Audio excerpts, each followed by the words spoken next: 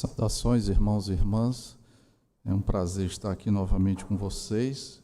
O reverendo Alex nos convidou, ele está em processo de mudança, né? E certamente ele ficou assoberbado, né, de atividades. Então, nós temos muito apreço pelo reverendo Alex, bem como a igreja de Monte Sião e o conselho. Então, tudo ficou muito facilitado, viu, reverendo Alex? Quando eu levei a sua demanda para o conselho, então, rapidinho, nós conseguimos uma pessoa para me substituir nesta manhã. Mas eu tenho muito prazer de estar aqui com vocês, irmãos. A recepção sempre é muito simpática, né? Muito respeitosa e também calorosa. É bom rever irmãos que nós caminhamos juntos, né, por um tempo, e saber que esses irmãos continuam servindo a Deus, né, numa igreja genuinamente cristã, uma igreja embasada nas Sagradas Escrituras. Irmãos, como eu estou expondo lá na igreja pela segunda vez a gloriosa epístola que Paulo escreveu aos Romanos, então o sermão da noite eu pregarei para vocês nesta manhã. Então vamos ler Romanos capítulo 9, versículos de 6 a 13.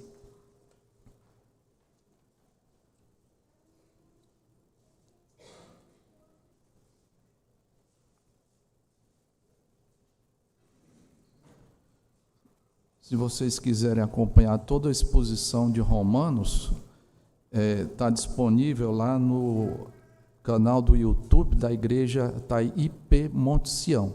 Eu digo isso, irmãos, não com a pretensão de fazer proselitismo e tirar ninguém da igreja, não é isso. Nós temos um acordo de cavalheiros, eu, o reverendo Alex, que se alguém daqui vai para lá, para Monte Sião, aí imediatamente nós conversamos, né?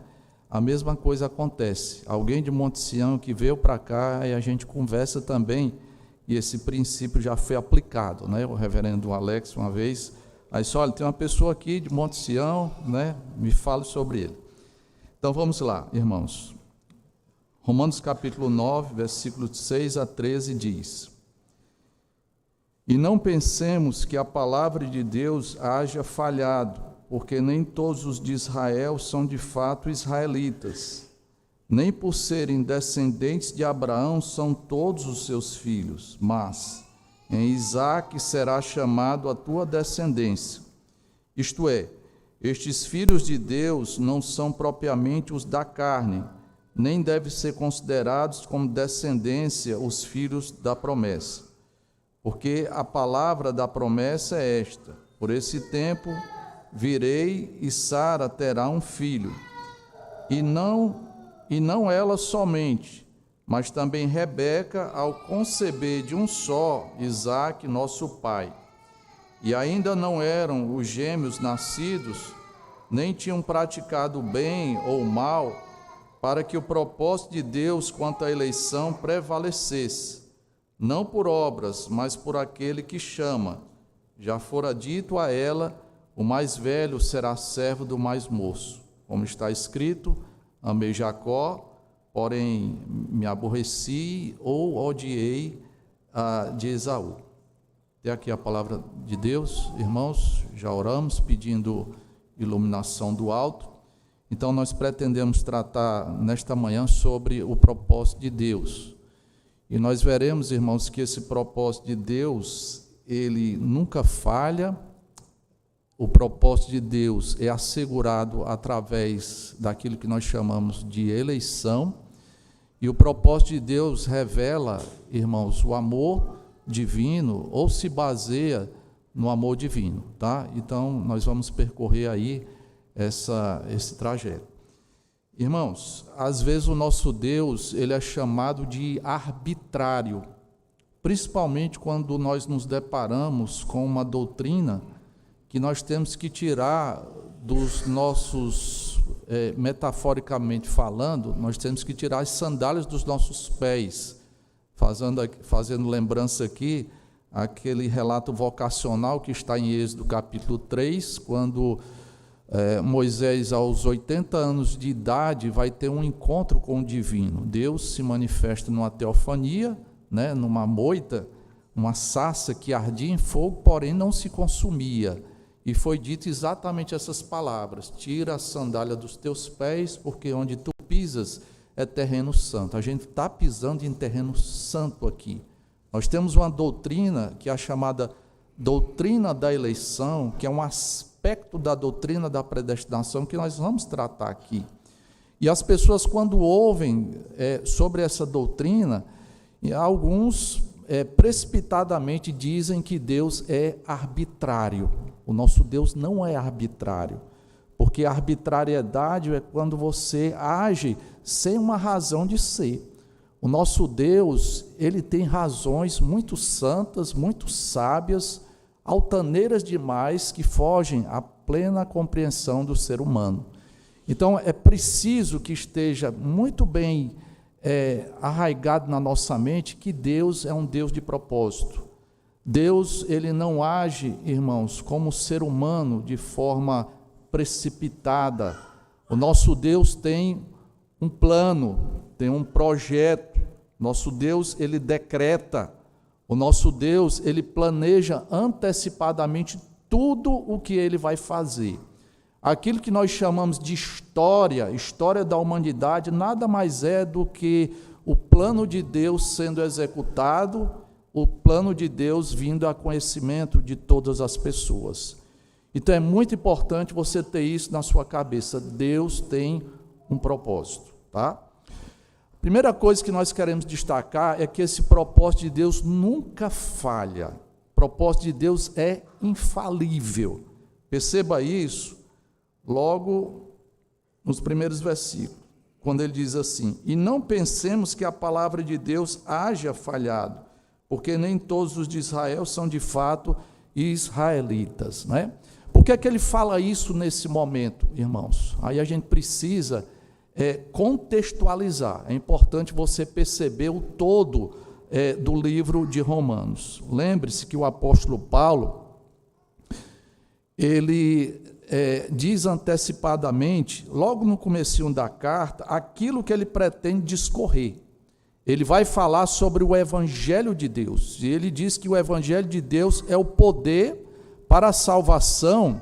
Aí ele vai falar da extensão, não somente dos judeus, mas também dos gentios. Ou seja, Deus tem um propósito que tem a ver com esse Evangelho, que é poderosíssimo.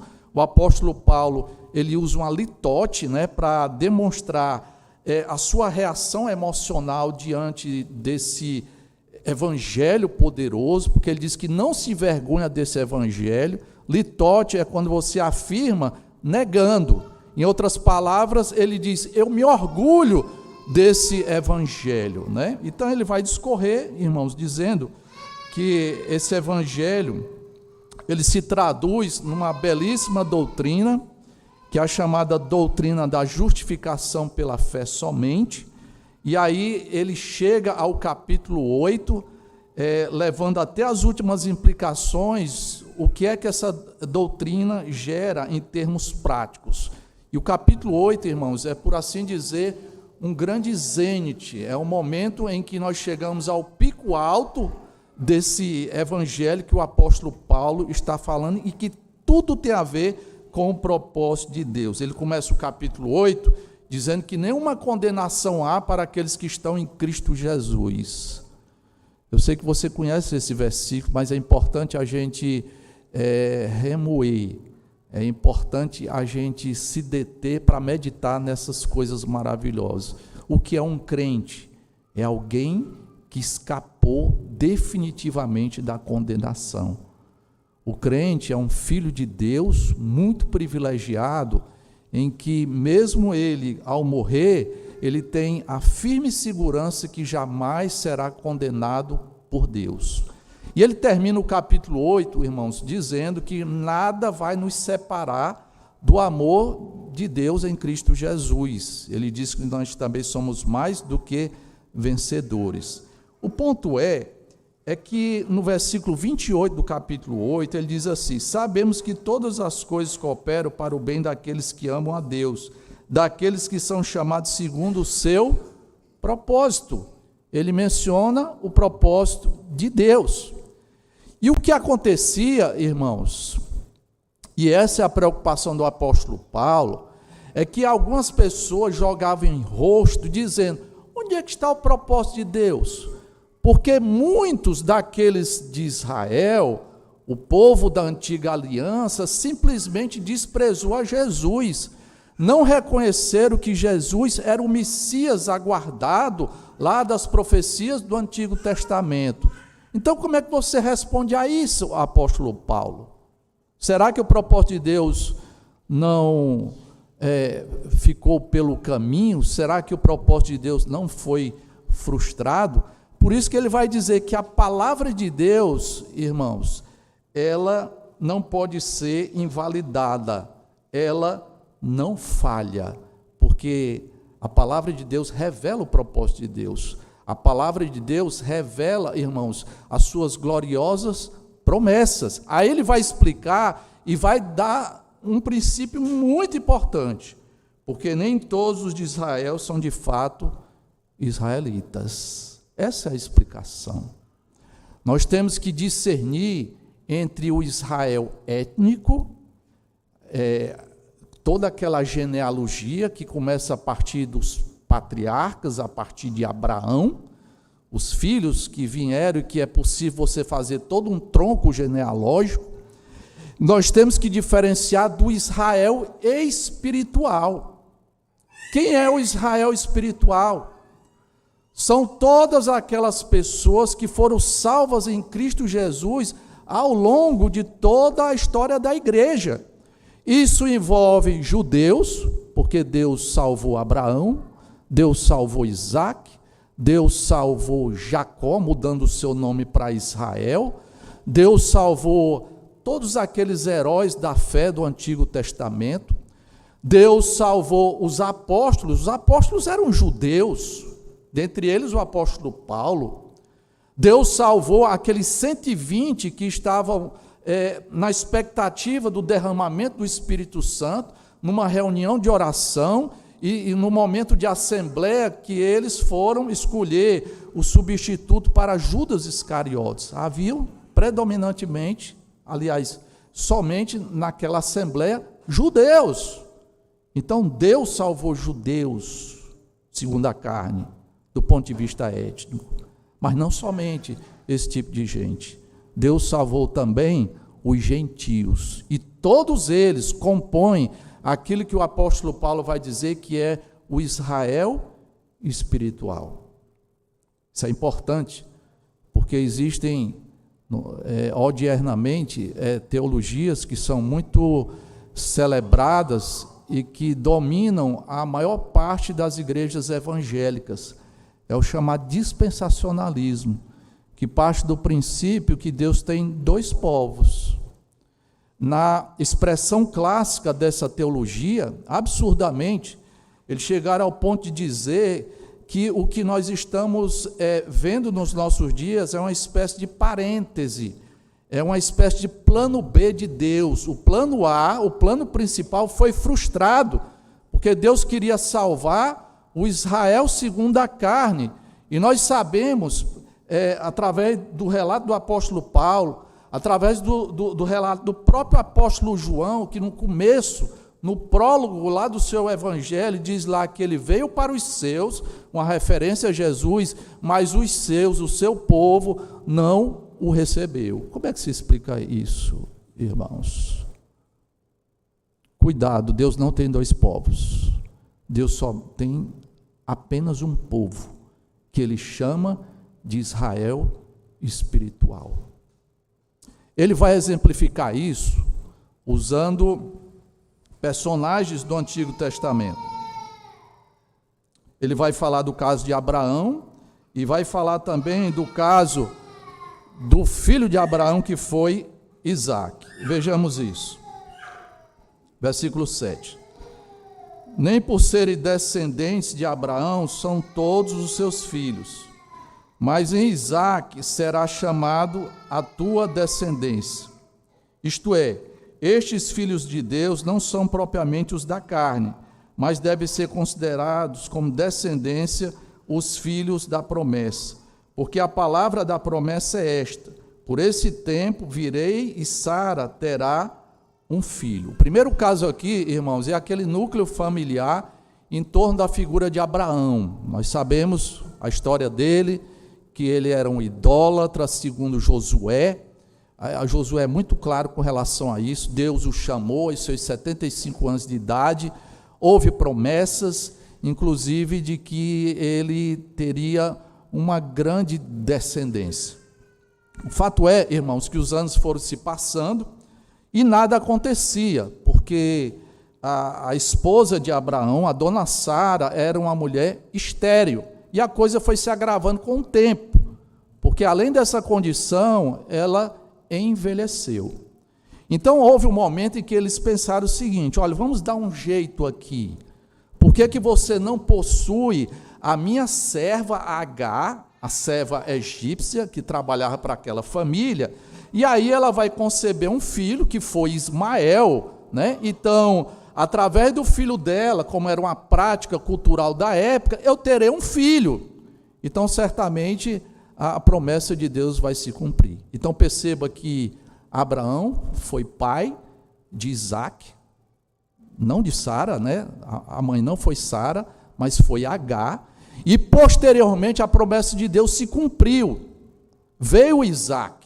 O inusitado aconteceu. Deus honrou a sua promessa, porque a palavra de Deus não pode ser invalidada, ela não falha jamais. Então, finalmente, a promessa de Deus se cumpriu. Então, perceba que ambos eram filhos de Abraão, Ismael e Isaac. No entanto, irmãos, apesar de haver essa descendência carnal, né, o texto sagrado diz que aquele que pertencia como filho da promessa não era Ismael, mas Isaac.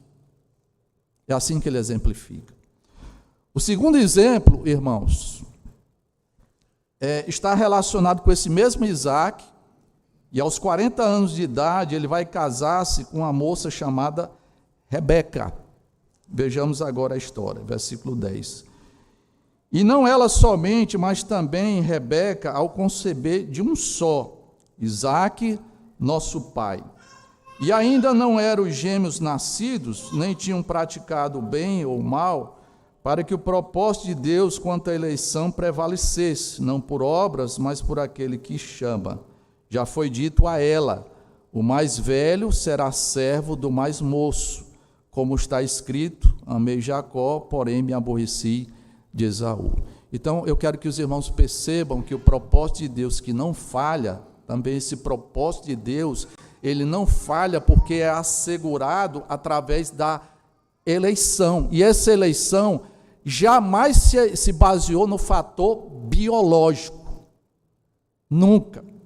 Tanto é que o segundo exemplo mostra que Isaac, numa conjunção carnal com a sua esposa, legitimamente Rebeca, depois de 20 anos, né? O texto de Gênesis capítulo 25 vai tratar sobre isso. Eles oraram e eles tiveram que esperar 20 anos até que finalmente a promessa de Deus se cumprisse. E o que foi que aconteceu? Como a gente diz aqui no Ceará, numa mesma barrigada vieram gêmeos, Esaú e Jacó. Filhos de um mesmo pai, filhos de uma mesma mãe, numa mesma gestação. No entanto, Deus escolheu apenas Jacó. Interessante, irmãos, que Deus subverteu uma tradição e uma cultura da época. Porque se dizia que o primogênito e o primeiro a nascer entre os gêmeos foi Esaú, né? Jacó veio segurando no calcanhar lá do seu irmão Esaú, né? Por isso que ele foi chamado de o suplantador. Jacó significa isso, né? Aqueles que se agarrou no calcanhar, e há quem imagine também que isso tem a ver com o caráter, né, meio pérfido de Jacó. Mas o fato é, irmãos, que ali estavam os gêmeos, não tiveram oportunidade de ter nenhum tipo de obra ainda, e já prevaleceu a eleição de Deus. O propósito de Deus não falha, irmãos, porque Deus assegura através da eleição. Nós precisamos entender o que é que significa isso. Irmãos, o nosso Deus, Ele pré-ordena todas as coisas. Antes de Deus executar o seu plano, Ele planejou. Diante de várias hipóteses, didaticamente falando, o Senhor Deus escolheu, vai ser dessa forma. Então, irmãos, dentro de tudo aquilo que acontece, e nada é por acaso, o fato de você estar aqui, cultuando a Deus nesse momento, não é algo fortuito. Isso aqui foi o querer de Deus, o querer de Deus. Você ter nascido cearense, foi o querer de Deus, né? Esses são aspectos daquilo que nós chamamos de pré-ordenação. Mas existe um aspecto muito particular da pré-ordenação, irmãos, que vai tratar do destino eterno, tanto de anjos quanto de seres humanos. A isso nós chamamos de predestinação. E a predestinação tem dois aspectos também: a eleição e a preterição. O que é a eleição? Deus escolhendo seres morais, tanto anjos quanto seres humanos, para pertencerem ao seu propósito salvífico, que culminará com a glória do nome do nosso próprio Deus. Então é assim que Deus age, é assim que Deus trabalha. No exemplo que nós vimos aqui, irmãos, o texto sagrado, ele é muito claro. Quem foi eleito, quem foi escolhido para essa salvação gloriosa, foi Jacó, e não Esaú, seu irmão. Perceba no terceiro ponto, ou no terceiro aspecto, que esse propósito de Deus revela, ou se baseia no amor de Deus Todo-Poderoso. Por que é que Deus rejeita alguns? Algumas pessoas fazem essa inquirição. Não deveria ser feito dessa forma, irmãos. A pergunta melhor é: por que que Deus salva alguns? Porque a rejeição é muito clara. Deus não tem a obrigação de salvar ninguém. Deus é absolutamente justo e Ele tem que punir os pecadores, irmãos. E Ele o faz de duas formas: ou pessoalmente, jogando essa pessoa no inferno, no lago de fogo, ou Ele faz vicariamente, através de um substituto. Quando Cristo estava lá na cruz do Calvário, Ele estava pagando o meu e o seu pecado, se você de fato pertence ao Israel espiritual. O que é que motivou Deus? O amor. O amor. Não há nada em nós que nos recomende diante do Deus Todo-Poderoso. Por isso que os nossos antigos pais, no Sino de Dort, eles cristalizaram doutrinas, né, deixando-as mais claras ainda, aquilo que foi apelidado historicamente de eleição incondicional. Incondicional porque Deus não viu nada em nós, nenhuma condição que recomendasse a escolha divina. Foi por amor, por amor. Cuidado com a expressão aborrecer aqui, relacionada com a pessoa de Esaú. Para ficar mais claro, irmãos, por favor, abra sua Bíblia em Lucas, capítulo 14, versículo 26. É a mesma palavrinha que aparece lá em Romanos, aborrecer.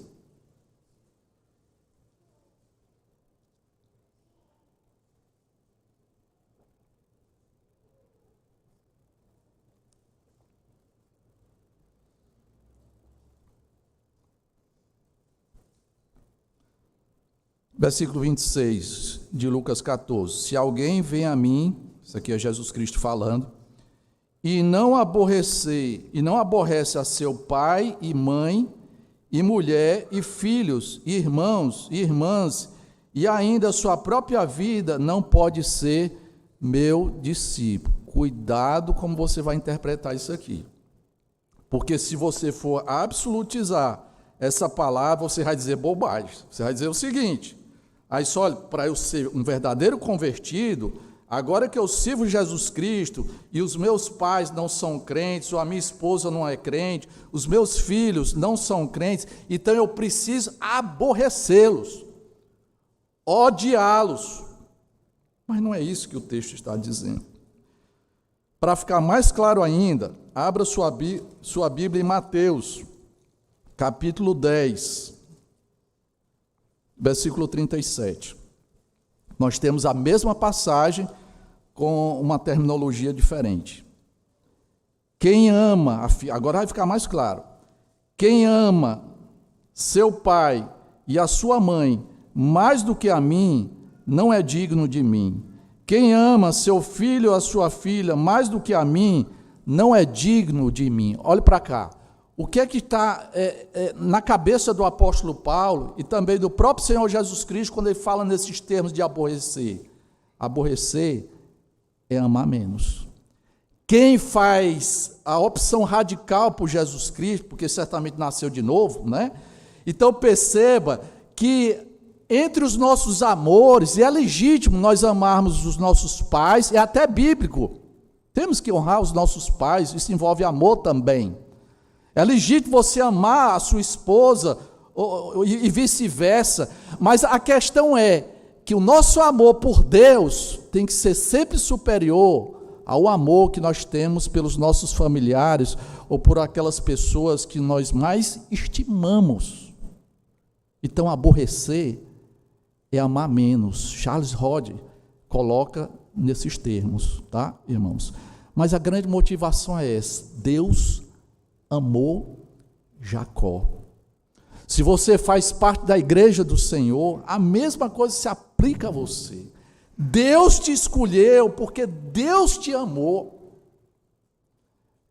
Eu nunca esqueci das palavras de um pastor meu, logo quando eu cheguei na igreja presbiteriana de Itauape, e ele ilustrando, né, aquilo que nós chamamos de calvinismo e de arminianismo, ele entendeu uma situação de alguém que foi para o mercado, e lá nas gôndolas onde havia laranjas, né, o arminiano vai dizer assim, que Deus foi escolhendo aquelas laranjas melhores, né, foi selecionando, essa laranja aqui está boa, essa aqui está ok, aí fez o seu pacotinho e levou para casa. Mas o calvinista vai dizer, irmãos, que naquela gôndola todas as laranjas estavam podres. Podres. E à medida que Deus ia escolhendo, ele ia deixando aquelas laranjas sãs. É assim. O propósito de Deus não falha, irmãos, porque isso é assegurado pela eleição divina. E Deus elege ou escolhe porque Ele nos ama com amor eterno.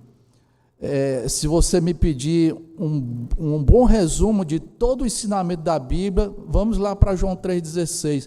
Porque Deus amou o mundo de tal maneira, como é que Ele demonstra isso? Ele deu o seu Filho unigênito para que todo aquele que nele crê não pereça, mas tenha a vida eterna.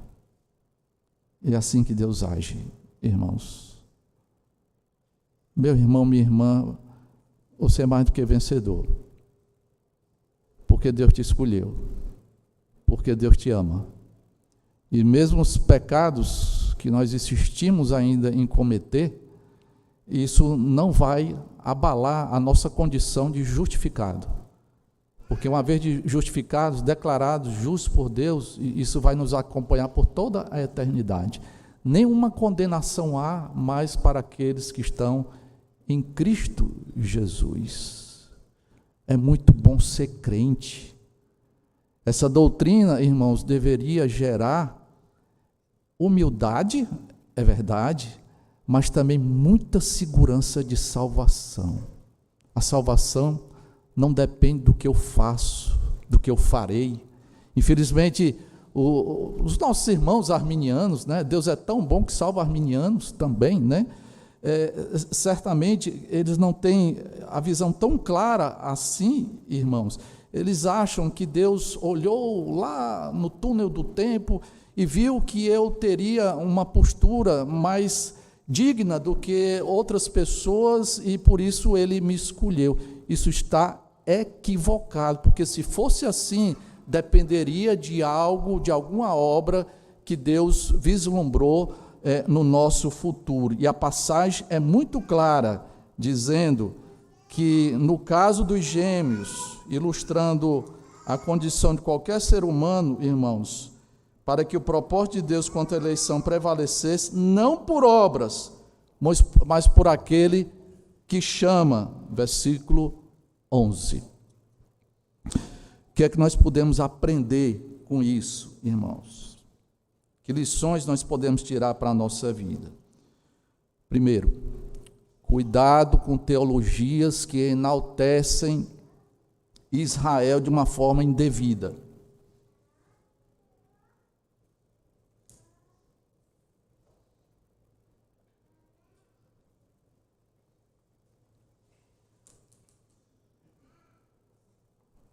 Existem algumas igrejas facilmente identificadas, que elas colocam a bandeira de Israel,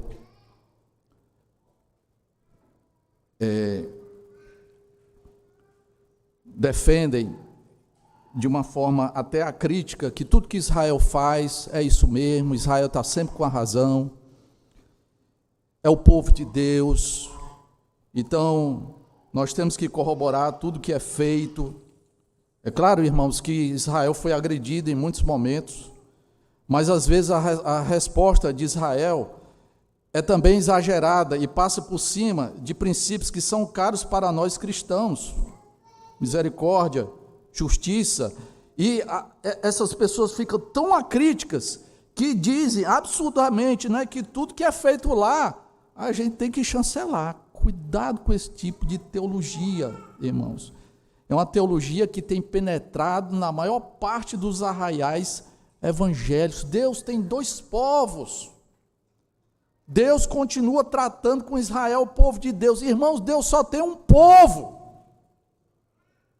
O verdadeiro Israel espiritual somos nós, a igreja do nosso Senhor e Salvador Jesus Cristo, formada por judeus étnicos, formada também por aqueles que não são judeus, os gentios. Eu não sei se os irmãos sabem, mas tem havido aqui, nos últimos anos, uma grande preocupação na identificação se nós temos algum tipo de ascendência judaica. Não sei se os irmãos já ouviram a expressão anussim. O que é um anussim? É um forçado. É alguém que lá no comecinho, no finalzinho do século XV, comecinho do século XVI, quando os países ibéricos, Espanha e Portugal, forçaram a conversão de judeus, eles foram chamados de cristãos novos. Foram forçados a uma suposta conversão. E muitos irmãos vieram fugidos de lá para o nosso Nordeste. E começou-se a pensar da seguinte forma: existem indícios para nós percebermos se temos algum envolvimento com o judaísmo, né? Aí os irmãos devem lembrar daquelas práticas dos nossos avós, especialmente no interior, né? Se alguém vai ser sepultado e tem, de alguma forma, alguma ligação com o antigo judaísmo, não vai ser sepultado no caixão, vai ser sepultado numa mortalha, né? Não sei se você tem algum parente, né, no interior que tem esse tipo de prática. Aquele negócio de você apontar com o dedo para a estrela, já ouviram isso? Vai nascer o quê? Uma berruga ou uma verruga, né? O que era isso? Eles ficavam na expectativa da chegada do Shabat, que o judeu conta diferente, o tempo, diferente do nosso. O Shabat, o sábado, começava a sexta-feira, no declinar do dia, e as crianças ficavam naquela expectativa de ver as primeiras estrelas, ou depois do Shabat, para não serem denunciados como judeus. Os pais diziam isso, né, sem maiores explicações: não aponte, porque vão achar e vão deduzir que você é judeu, e a Santa Inquisição vai perseguir a nossa família. O que é que o pai dizia? Não aponte para a estrela, porque vai nascer uma verruga. Você já viu o chapéu de couro tipicamente cearense? Você não vai encontrar em outra parte do país, não, nem em Portugal. É coisa nossa do nordestino. Você lembra lá do chapéu dos cangaceiros? O que é que tinha aqui, irmãos? Estrelas. Estrelas de 6 pontas, e alguns ficaram com 5 pontas. Isso é indicativo de judaísmo. Eu não sei se vocês sabem, mas é uma coisa tão séria. Os anuncins, a palavra anuncin significa forçado, aquele que foi forçado à conversão. Os filhos dos anuncins, irmãos, que são muitos, que através desses indícios, inclusive de sobrenome, se você tem sobrenome com nome de animal, com nome de planta, Pereira, Oliveira, Coelho, e coisas relacionadas com coisas santas, Cruz, né? Santana, isso são indícios que talvez você tenha um pezinho lá no judaísmo. E isso tem trabalhado de tal forma na cabeça de algumas pessoas que elas estão voltando para o judaísmo. Quer um exemplo? Fortaleza, nossa cidade. Lá em Messejana, tinha uma igreja evangélica. E eles começaram a ficar envolvidos nesse clima de judaísmo. Se tornaram judaizantes. Sabe qual foi o passo seguinte? Se transformaram numa sinagoga. Numa sinagoga. Inclusive, um dos membros, uma mulher dessa sinagoga, hoje está lá em Israel e já foi incorporada no exército israelita, está lá lutando pela causa judaica. Cuidado com teologias que enaltecem demais o Israel étnico. Aqueles que estão orando lá diante do Muro das Lamentações com seu quipá, aquele chapeuzinho aqui, né? Fazendo aqueles movimentos nas suas orações, eles não acreditam que Jesus é o Messias, portanto estão fora do povo de Deus, não são israelitas espirituais, porque os israelitas espirituais imitam a fé de Abraão, de todos os santos, irmãos. Cuidado com práticas judaizantes na igreja.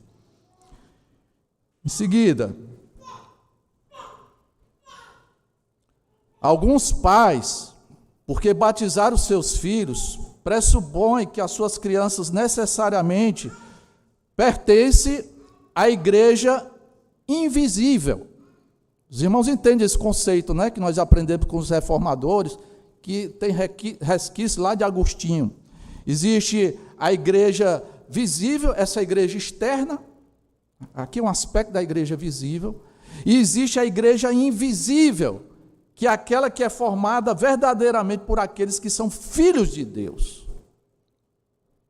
E quando a gente não discerne essas duas coisas, irmãos, nós vamos começar a dizer bobagens, falando de países cristãos. Não existe país cristão. O seu filho, porque foi batizado, não significa necessariamente que ali é um convertido. Ele precisa crer no Senhor Jesus Cristo no devido momento, na idade da razão. Por isso que nós instruímos as nossas crianças. Cuidado com isso, porque a eleição, ela não tem como condição a questão biológica. Nunca foi assim, irmãos. O verdadeiro israelita é aquele que crê em Jesus Cristo. Mais uma aplicação. As promessas de Deus não falham. O propósito de Deus não pode ser frustrado. E isso gera, irmãos, ou deveria gerar no nosso coração, muita segurança de salvação. É muito bom a gente saber que seja lá o que vai acontecer com a minha vida, mesmo naqueles momentos de maiores tribulações, quando a nossa fé vai ser severamente provada por Deus, e vai surgir uma dor no nosso peito, e os questionamentos virão: onde é que está Deus? Esse Deus que me ama, por que Ele permite que essas coisas aconteçam na minha vida?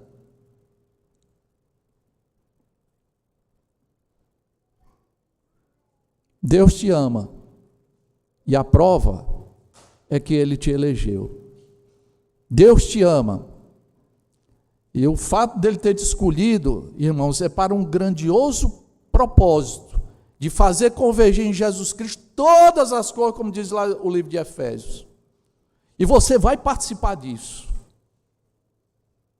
Nós entendemos, irmãos, que esse mundo arruinado pelo pecado, colapsado, basta você ver o que está acontecendo, é uma guerra em cima de outra guerra. O mundo está em colapso. Mas o nosso mundo, por assim dizer, nós começamos a experimentar, o melhor está por vir, e eu e você estaremos lá, porque o Senhor nos escolheu, porque o Senhor nos ama com amor eterno. Louvado seja o nome do Senhor por essas coisas, irmãos. Que fique claro na sua cabeça que a eleição não se baseia no que fazemos, porque a escolha de Deus é incondicional. Nós somos o que somos, ou seja, povo de Deus, irmãos, não por algo que Deus viu em nós. Nós precisamos reafirmar essa doutrina gloriosa de que a escolha de Deus é absolutamente livre, soberana, se baseia no amor dele e não em algo que ele supostamente viu que nós faríamos diferente em relação às demais pessoas. E a melhor maneira de garantir o propósito de Deus é o agir soberano do Senhor. O modus operandi é a eleição de Deus, por isso que o propósito de Deus, dele, jamais será frustrado, irmãos. Eu sei, e aqui vai a última aplicação.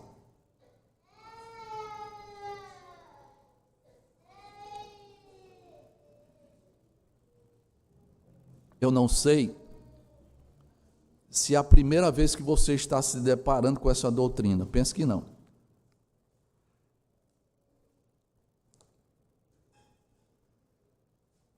Mas eu posso entender que diante dessa doutrina, que eu disse no começo da minha fala, que nós tínhamos que tirar simbolicamente as sandálias dos nossos pés, porque estamos pisando em terreno santo. Primeiro, nós não devemos esconder, porque a Escritura revelou. Deus não se constrangeu com isso, a gente também não precisa se constranger. Isso aqui foi revelado pensando em nós. Eu sei, pela minha própria experiência, que a primeira vez que eu ouvi essa doutrina foi no ambiente de escola dominical. E eu fiquei escandalizado. Eu não tive coragem, até porque estava caminhando, começando a caminhar a peregrinação da fé, mas eu pensei comigo mesmo, isso aqui não tem o menor fundamento, isso é um verdadeiro absurdo.